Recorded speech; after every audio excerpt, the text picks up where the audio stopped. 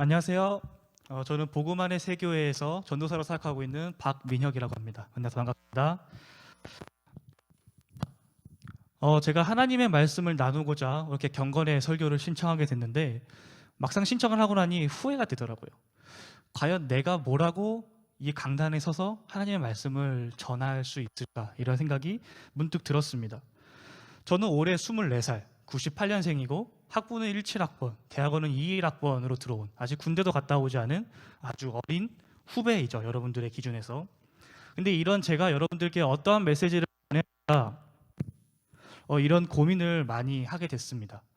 설교를 준비하면서 많은 기도와 고민을 하면서 우선 먼저 저와 여러분들의 공통점이 무엇이 있을까를 먼저 생각해 봐야 되겠다라는 생각이 들었어요. 그래서 우리의 공통점이 뭐가 있을까 많은 고민을 해봤습니다. 그때 제가 한 가지 떠오른 것이 있었는데 그것은 바로 우리 모두는 동일하게 사명자라는 거죠. 지금 예배드리는 분들 가운데 누군가는 교회에서 전도사로 사역을 하고 있을 거고 또 누군가는 전도사는 아니지만 평신도로서 교사 혹은 찬양팀으로 사역을 하고 있을 것입니다. 우리는 사역에 상관없이 각자가 하나님의 예배와 그 나라를 섬기는 데 있어서 그 자리와 직이 상관없이 우리 모두는 동일하게 사명자인 거죠. 그리고 성별에 상관없이 나이에 상관없이 또 우리가 지금까지 살아온 삶의 환경이 너무나도 다르고 각자가 갖고 있는 신앙의 색깔과 신앙의 경험이 다르지만 우리는 모두가 동일하게 사명자인 것입니다. 동의하시나요? 오늘 저는 사명자에 대해서 이야기를 나누고자 합니다. 오늘 말씀을 보면 예수님께서 십자가에 못 박혀 돌아가시기 직전 유월절을 준비하시는 내용이 기록되어 있죠. 예수님을 따라서 그의 12 제자들도 함께 유월절을 준비합니다. 그런데 오늘 이 본문에 등장하는 제자들의 모습을 보게 되면 각자가 유월절을 준비하는 모습이 또 그 태도가 너무나도 다르다는 것을 우리는 쉽게 발견할 수 있습니다. 1절에서 6절에는 가룟 유다가 유월절을 준비하는 이야기가, 그리고 7절부터 13절까지의 말씀은 베드로와 요한, 좀 편의상 가룟 유다를 제외한 11명의 제자들로 바라보겠습니다. 제자들이 유월절을 준비하는 모습이 기록되어 있죠. 이 제자들을 다른 말로 표현해보면 사명자라고 할 수 있을 것 같아요. 이 사명자들, 제자들이 누군가는 자신의 사명을 잃어버린 채 예수님을 배신하고 파는 선택을 하지만 또 어떤 사명자는 예수님 옆에 찰싹 달라붙어서 예수님의 뜻을 구하고 예수님께서 주신 그 사명을 더욱더 뜨겁고 깊고 명확하게 발전시켜 나가는 선택을 하게 됩니다. 오늘 이 두 무리 서로 다른 이 사명자들을 보면서 과연 사명자라는 어떠한 사람인가, 그리고 진짜 사명자의 삶의 모습은 어떠한가 함께 살펴보기 원합니다. 첫 번째로 먼저 예수님께서 예루살렘에 오늘 본문 1절을 보면 입성하시죠. 예수님께서 예루살렘에 입성하신 다음에 성전을 정화하시고 성전이 무너질 것을 예언하십니다. 그리고 이스라엘의 종교 지도자들의 부패하고 타락한 모습에 대해서 책망하시죠. 이러한 예수님의 책망과 교훈을 받은 이스라엘의 종교 지도자들은 예수님의 그런 질책에 자신을 뒤돌아보고 회개하기는커녕 자신의 기득권에 걸림돌이 되는 예수님을 제거하려고 하는 아주 악한 마음을 품게 됩니다. 이때 바로 옆에서 일조한 사람이 등장을 하죠. 그가 바로 가룟 유다입니다. 예수님 옆에 늘 함께 있었던 사명자였던 가룟 유다는 어느 순간 자신의 사명을 잃어버린 채 예수님을 배반하는 행위를 하게 되죠. 유다는 왜 이러한 선택을 하게 됐을까요? 이에 대해서 성경은 직접적으로 우리에게 언급하고 있지 않습니다만 우리는 말씀을 통해서 충분히 그 이유를 추정할 수 있습니다. 첫 번째로는 예수님에 대한 실망이죠.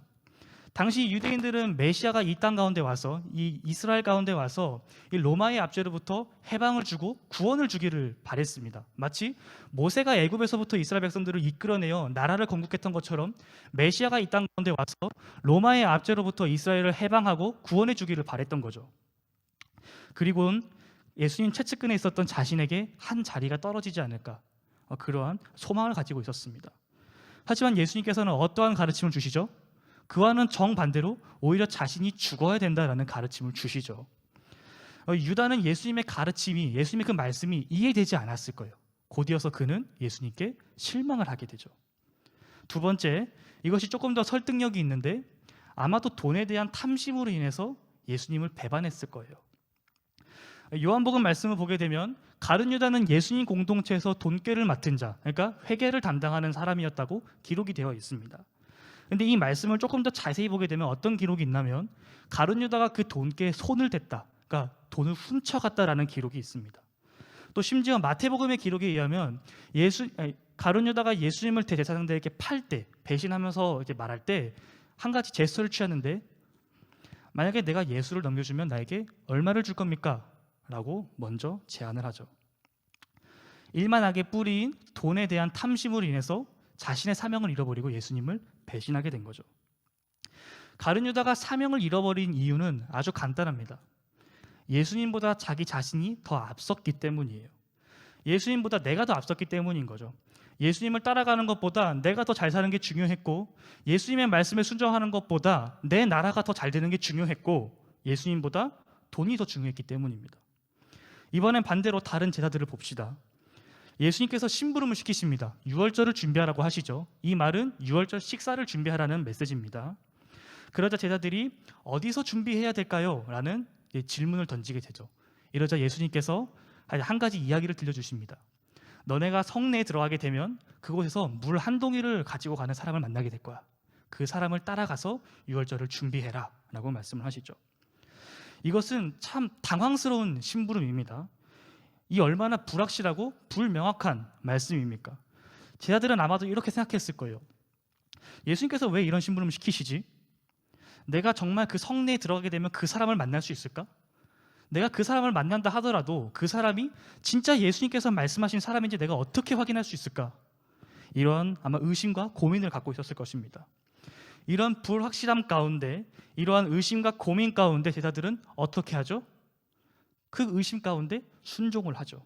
예수님의 말씀에 순종합니다. 그들의 앞길이 어떻게 될지 모르고 예수님의 말씀이 이해가 되지 않고 정말 성내에 들어가서 그 사람을 만날 수 있을까? 만나더라도 내가 그 사람을 어떻게 확인할 수 있을까? 의심이 되고 고민이 되지만 예수님께서 가라고 하시니까 그 말씀에 순종해서 나아가게 된 거죠. 여러분, 우리는 삶을 살다 보면, 우리가 신앙생활을 하다 보면 또는 사역을 하다 보면 나의 뜻과 하나님의 뜻이 충돌할 때가 있습니다. 또는 하나님의 뜻이 보이지 않을 때가 있어요. 이럴 때 우리는 어떻게 해야 될까요? 그때는 우리가 멈춰서 하나님의 뜻을 구해야 되죠. 오늘 이 두 제자, 가룟 유다와 다른 제자들의 가장 커다란 차이점이 뭔지 아십니까? 바로 기도예요. 기도. 가룟 유다는 자기만의 생각에 갇혀 있는 사람이었습니다. 자기만의 신앙에 갇혀 있었던 사람이죠. 자기의 기준과 자기가 갖고 있는 편협한 생각으로 예수님을 재고 예수님을 바라보고 예수님을 믿었던 사람이었어요. 예수님께서 만찬 때 가룟 유다에게 빵을 주시면서 사인을 주시죠. 그렇게 하면 안 된다고. 그리고 예수님께서 넘겨주시기 직전에도 가룟 유다에게 사인을 주십니다. 하지만 유다는 그 사인을 발견하지 못하죠. 반대로 예수님의 말씀에 순종했던 제자들은 어떻습니까? 예수님께서 제자들에게 심부름을 시킬 때 이 제자들은 예수님께 질문을 해요. 예수님, 우리가 어떻게 해야 합니까? 예수님, 우리를 도와주세요. 우리에게 그 방법을 알려주세요. 라고 질문을 하게 됩니다. 여러분, 사명자는 나의 뜻을 내려놓고 하나님의 뜻대로 살아가는 사람을 말합니다. 내 생각으로 이해가 안 되고 믿어지지 않아도 하나님께서 말씀하시면 네, 알겠습니다 라고 순종하며 나아가는 사람이 바로 사명자인 거예요. 여러분, 오늘 본문에는 사탄이란 단어가 등장을 합니다. 우리가 다 알다시피 사탄은 대적자, 적대자, 반대자라는 뜻을 가지고 있죠. 우리가 아무리 하나님과 함께 한다고 하더라도, 우리가 아무리 그리스도인이라고 하고 사명자라 하고, 우리가 교회에서 아무리 열심히 봉사하고 사역한다 하더라도 우리가 나의 뜻을 내려놓고 하나님의 뜻을 묻는 그런 기도가 없다면, 하나님 앞에 무릎 꿇는 우리의 고백이 없다면 우리는 어느 순간 하나님을 대적하고 하나님 반대편에 서는 사탄이 될지도 모릅니다. 오늘 본문의 가룟 유다처럼 말이죠. 예수님께서는 우리에게 구하라고 말씀하셨습니다. 먼저 그 나라와 그 의를 구하라고 말이죠. 그리고 구하는 자에게는 주신다고 말씀을 하셨습니다. 우리가 하나님의 뜻대로 살아갈 수 있도록 우리의 마음 가운데 하나님의 마음이 부어지고 우리가 하나님의 음성을 달라고 기도할 때 하나님께서 우리에게 아버지의 음성을 주신다고 말씀하셨어요. 그러기에 우리는 기도해야 됩니다. 여러분, 우리에게 이러한 작업이 없고 이러한 훈련이 없고 하나님 앞에 엎드림이 없다면 우리는 결국 나 자신의 뜻대로밖에 살아갈 수가 없는 것입니다. 오늘 본문에서 가장 잘 보여주는 사명자의 모범은 바로 예수님입니다. 오늘 본문에서 제자들만 유월절을 준비하고 있었던 것은 아니었어요. 제가 서론에서 언급했듯이 예수님께서도 유월절을 준비하셨죠. 다르게 표현하면 예수님께서도 자신에게 주어진 사명을, 그러니까 자신의 그 죽으심을 준비했다라는 것입니다. 예수님께서 십자가를 짊어지신 것, 죽기까지 순종하신 것, 하나님의 뜻대로 나아가신 거죠. 예수님의 유명한 기도가 있어요. 오늘 본문인 누가복음 22장 뒤에 42절에 보게 되면 예수님께서 십자가를 지시기 전에 이러한 기도를 하십니다. 아버지여, 만일 아버지의 뜻이거든 이 잔을 내게서 옮기시옵소서. 그러나 내 원대로 마옵시고 아버지의 원대로 되기를 원하나이다. 예수님께서 자신의 뜻을 내려놓고 하나님의 뜻대로 길을 걸어가신 거죠. 십자가의 길을 걸어가신 겁니다. 예수님께서 크고 작은 사역 가운데 날마다 시간을 구별하셔서 하나님 앞에 나아가 하나님의 뜻을 묻고 하나님 앞에 무릎을 꿇으셨습니다. 이것이 예수님의 사역의 원동력이 됐어요, 여러분. 예수님께서 사명을 잃어버리지 않고 끝까지 감당할 수 있었던 것은, 예수님께서 십자가에서 내가 다 이루었다라고 고백하고 선포할 수 있었던 이유는 예수님께서 날마다 하나님 앞에 엎드리고 하나님의 뜻을 구하는, 하나님의 뜻에 자신의 삶을 맞추고 조정하는 그러한 기도의 시간이 있었기 때문입니다. 반주 부탁드릴게요. 인간의 모습으로 오신 예수님께서 인간의 연약함을 이기는 방법으로 우리에게 보여주시고 제시하신 것이 바로 기도입니다. 나의 한계를 고백하는 것, 하나님의 도우심을 구하는 것, 내 삶을 내려놓고 나의 이익을 내려놓고 무릎 꿇고 밤을 새워가며 땀이 피가 될 때까지 처절하고 간절하게 기도하는 것, 이것이 예수님께서 우리에게 보여주신 사명자의 자세인 거예요. 여러분, 우리 모두가 부르심을 받고 오늘 이 자리에 나와 있습니다. 우리는 사명이 있죠. 예수님께서 우리에게 주신 사명이 있습니다. 영혼 구원이죠. 우리가 이 사명을 가지고 나아갈 때, 우리에게 주어진 십자가를 짊어지고 나아갈 때, 여러분 가룟 유다처럼 교묘하게 예수님을 이용하지 마십시오. 예수님을 버리지 마십시오, 여러분. 나의 어떠한 목적을 달성하는 이유로 예수님을 바라보고 내게 어떠한 이익을 주는 분으로 예수님을 생각하지 말고 믿지 마십시오. 예수님께서 우리에게 제시하신 그 길이, 우리에게 가라고 하신 그 길이 아무리 미련하고 어리석어 보인다 하더라도 그것이 우리에게 주어진 잔이라면 그 잔이 아무리 쓰더라도 우리는 마셔야 되는 거예요. 그러기 위해서는 우리에게 기도가 필요합니다.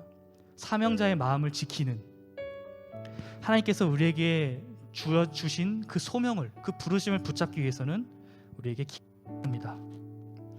이 시간 여러분들께 권면하는 것은 하나님께서는 기도하는 자를 통해서 일하신다는 것입니다. 아멘이십니까? 하나님께서는 기도하는 자를 통해서 일하십니다. 그리고 기도하는 자가 하나님의 일하심을 바라볼 수 있습니다.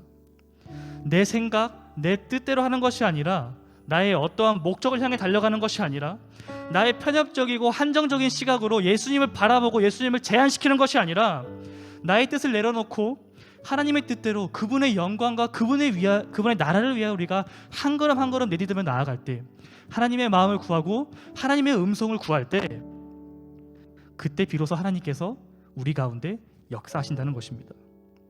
예수님의 말씀이 이해되지 않고 의심이 들었지만 믿음으로 순종했던 제자들은 예수님의 말씀대로 유월절 식사를 준비하게 됩니다.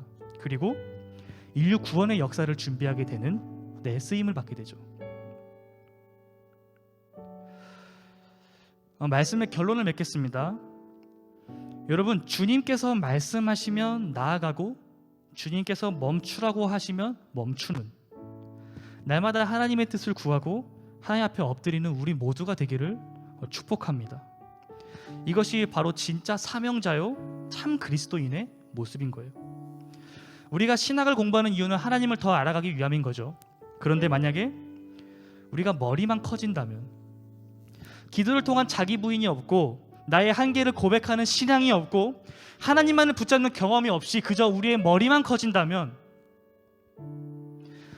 우리는 어쩌면 대제사장들과 서기관들처럼, 그러니까 이스라엘의 종교 지도자들처럼, 그리고 가룟 유다처럼 나의 생각으로 예수님을 제한시키게 되지 않을까요? 우리 안에 다시 뜨거운 기도가, 하나님 앞에 엎드리고 굴복하는 믿음이, 그러한 고백이 회복되기를 소망합니다. 나의 한계를 인정하고 주님의 뜻과 계획을 묻는 우리 모두가 되기를, 주님께서 뜻하신 곳을 향해 나아가고 주님께서 이끄신 대로 순종하며 하나님의 나라를 위해 달려가는 주님의 마음을 품고 영혼을 품는 저와 여러분이 되기를, 그리고 하나님의 비전을 품고 살아가는 사명자가 되시기를 주님의 이름으로 축복합니다. 이 시간 기도하기 원합니다. 함께 기도합시다.